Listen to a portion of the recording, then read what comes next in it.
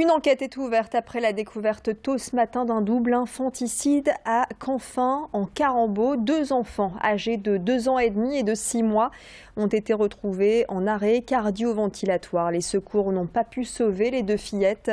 La mère a été retrouvée inconsciente dans la cave de l'habitation, une maison qu'elle occupait provisoirement.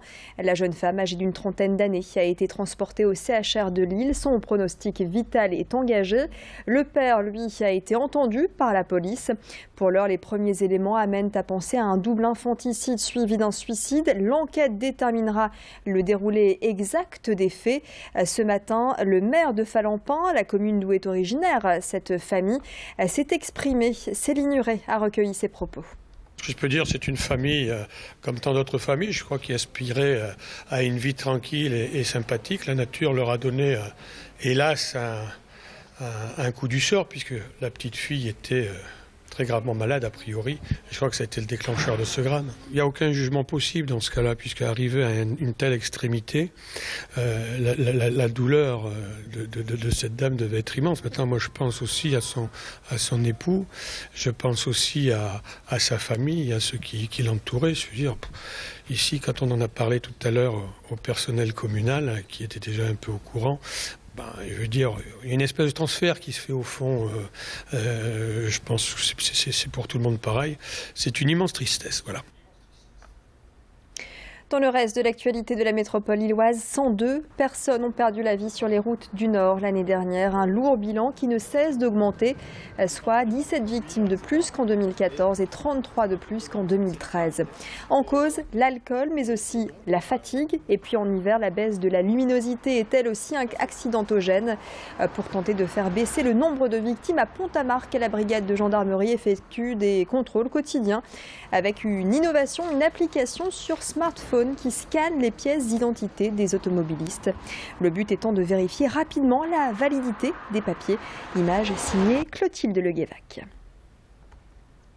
L'insertion des populations roms est possible. C'est le message qu'a voulu faire passer un collectif d'associations, Lille Solidarité Rome, qui a organisé samedi un forum à Hélène. Au programme, une expo photo, un documentaire intitulé Paroles de Rome, du théâtre également. Tout ceci en présence de jeunes Roms pleinement intégrés dans la société française. C'est le cas de Fanel, 30 ans, et de son frère cadet Miroslav, que vous allez entendre dans quelques instants. Depuis leur arrivée en France en 2011, ils se sont battus pour une bonne insertion dans la vie sociale et professionnelle et pour apprendre le français. Et ce sont ces exemples de réussite que le collectif Lille Solidarité Rome a souhaité mettre en avant, histoire de casser les amalgames et les idées reçues. Témoignage recueilli par Alison Pelotier. Le matin, à 5h30, nous nous réveillons. À 7h, 6h30, nous on va à travail. À 13h, nous on vient à la maison. Je suis Rome. Je suis responsable de ma famille. Je travaille, ma femme travaille, nos enfants s'alcoolent et c'est comme ça que ça se passe. Nous sommes bien aujourd'hui, pourquoi? Parce que nous on travaille, toute la famille. Moi avec mon frère, avec ma femme et toute la famille nous on travaille. C'est du travail, la famille, maison. On vivait comme une personne normale, bien. Nous, si on a décidé de le faire, je pense que tous les deux de notre côté, au début, chacun de notre côté, c'était parce qu'on ne supportait pas finalement le traitement qu'on faisait des Roms, c'est-à-dire un traitement de bouc émissaire, et on les utilisait surtout beaucoup. Et donc nous, on a voulu montrer que non, voilà, c'était pas ce qu'on pensait, et qu'effectivement, nous, on s'en rend compte aussi. Ça correspond à ce qu'on imaginait, on en est content, et c'est important aussi pour nous de le faire pour les valeurs qui nous sont chères. Une grande entreprise du Nord a choisi d'innover pour fêter ses 40 ans avec un concept 100% digital. À Anglo, ce nouveau magasin propose plus de 20 000 références, soit 3 fois plus de produits que dans le précédent magasin situé à Sequedin. Une sorte de laboratoire test. Concrètement, les clients découvrent les produits en magasin, mais elles les commandent avec un smartphone, le leur ou bien un appareil qui leur a été prêté à l'entrée. Les produits sont retirés en boutique dans les heures ou les jours qui suivent. L'idée, un nouveau mode de consommation pour la clientèle de ce magasin de produits de sport. L'inconvénient, pas d'essayage et pas de possibilité de repartir tout de suite avec le produit. Les avantages, eux, sont détaillés par la directrice du magasin, interrogée par Alison Pelotier. Vous aurez des prix 10% inférieurs à d'autres magasins. Et ça, c'est le fait de ne pas avoir le produit immédiatement disponible.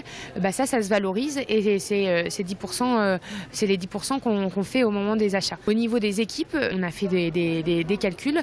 Un collaborateur passait seulement 30% de son temps avec le client à parler de ses passions et de ses produits. L'objectif, c'est de pouvoir passer 80%, 90%, 95% de son temps à passer du temps avec nos clients. C'est un laboratoire, on va tester, on va changer, on va modifier. C'est vraiment l'objectif, c'est de tester, réinventer, provoquer. Et puis le traditionnel guide Michelin vient de dévoiler son palmarès 2016 et le Nord compte 2 nouveaux chefs étoilés. Pascal Coulon à la tête de la Grignotière à Rheims près de Valenciennes. Il décroche sa première étoile.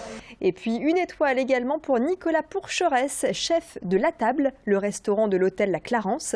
Établissement très haut de gamme qui a ouvert ses portes il y a quelques mois, rue de la Barre dans le Vieux-Lille. Le voici donc ce chef Nicolas Pourcheresse dans les cuisines.